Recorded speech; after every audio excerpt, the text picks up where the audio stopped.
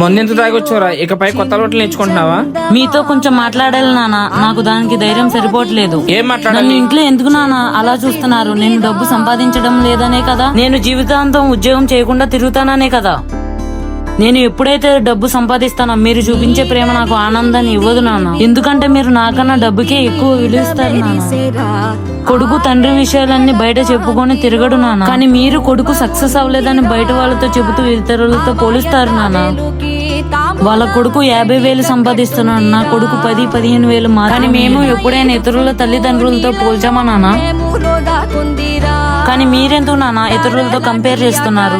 సరే నాన్న, అదంతా వదిలి, కానీ నేను నీకు ఒక విషయం చెబుతాను చూడు నాన్న. మనిషి చనిపోయిన తర్వాత వాళ్ళకి అసలు గుర్తింపు ఏంటో తెలుసా నాన్న?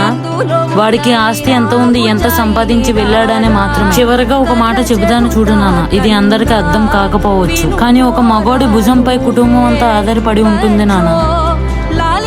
కానీ ఆ మగోడు బాధలు మోయడానికి జీవితంతో సరిపోతుంది.